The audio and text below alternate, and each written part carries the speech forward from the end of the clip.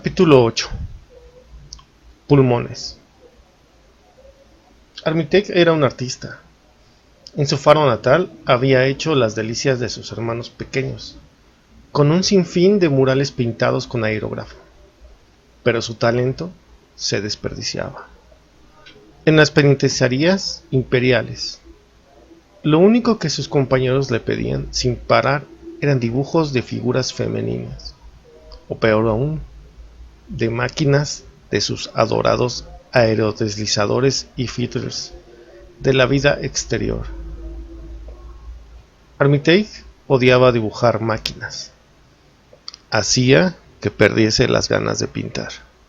Y aquello era mucho decir para un chaval que durante un tiempo había soñado con ir al Conservatorio de Artes Pangalácticas de Milnova. Sin embargo, cuando vio lo que en el laboratorio 177 del destructor, supo que tenía que dibujarlo.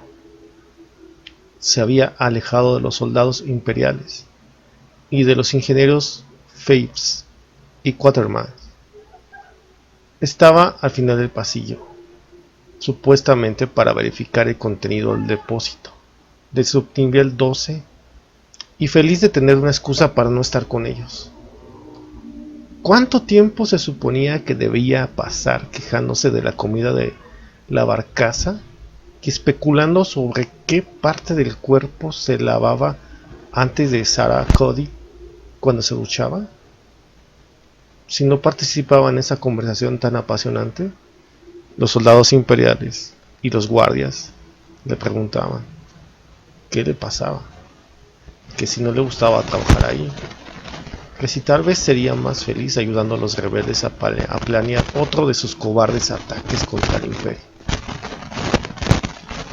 Echar un vistazo al biolaboratorio, independientemente de lo aburrido que resultara, sería mucho mejor que aquello. Pero el biolaboratorio no era aburrido. Lo primero que vio al atravesar la compuerta fue un tanque. En cierto modo fue lo único que vio, porque después de verlo ya no pudo mirar otra cosa. Su contenido era sencillamente demasiado sobrecogedor y a la vez extrañamente hermoso, como para no mirarlo. El tanque era enorme, ocupaba todo el largo de las paredes y estaba lleno de una especie de gelatina clara y burbujeante. En su interior había docenas de organismos rosados, de forma extraña, suspendidos con cables y tubos que los conectaban a una máquina que seguía encendida y que estaba apoyada en un lateral del tanque. Armitage, que se había parado en seco, no podía más que contemplar aquello maravillado. A lo lejos, aquellas cositas rosadas parecían un híbrido inverosímil de flores, fruta pelada y una especie de animal alado embrionario que no había visto jamás. Parecían ángeles diminutos. Entonces se acercó más y comprendió que era. Era una colección de pulmones humanos. Sí, experimentó alguna sensación de asco.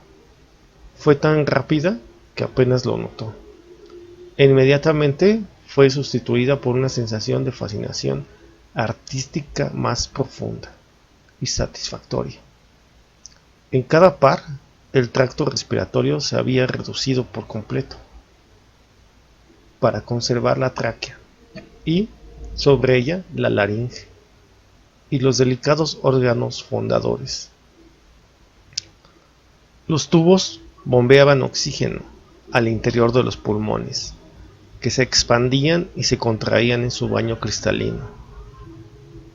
Armitage se dio cuenta de que se respiraban alucino.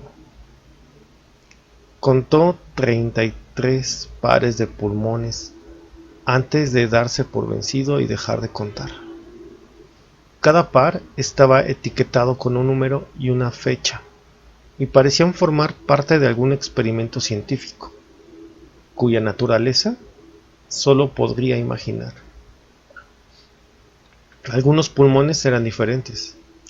La superficie rosada estaba cubierta de motas grises en algunas zonas, y la pared muscular era más gruesa, donde parecía haber una cicatriz oscura. Armitage se acercó más. Ya no era consciente de sí mismo, y los contempló. ¿Estaban respirando más aprisa o solo era su imaginación? Y respiraba él al mismo ritmo. Era como si hubiese dejado llevar por el vaivén casi hipnótico de aquella respiración colectiva. Como siempre, que se encontraba con algo que lo asombraba de forma tan natural. Su primer impulso fue dibujarlo para capturar lo que tenía frente a él. No solo la pecera de pulmones. No sería un mal título para un cuadro, pensó, sino la emoción que había experimentado cuando se había dado cuenta de qué era lo que estaba viendo. Temor, conmoción, y al final una especie de familiaridad inconsciente, como algo que ya se ha visto en sueños. Los observó absorbiendo oxígeno a través de los tubos y se dio cuenta de que respiraban más rápida y profundamente. En algún lugar al otro lado del tanque se escuchó un pitido de una máquina y luego de otro. Al mirarlos más de cerca, Armitage vio por primera vez una serie de tubos de goma que salían de los pulmones y se entrenzaban. Parecían bombear una especie de fluido denso y grisáceo a un conjunto de tanques negros que se encontraban en la otra punta del laboratorio. Las luces parpadeaban en los paneles de los monitores del otro lado del tanque y parecían bancos de peces. Los pulmones se estiraban y se encogían, se estiraban y se encogían cada vez más rápido. De repente inspiraron profundamente y se pararon. Y como si fueran uno, gritaron a través de los tubos. Era un zumbido chirriante y agudo. Cobraba intensidad y luego se perdía, y que obligó a Armitage a retroceder. En su vida había oído un grito semejante.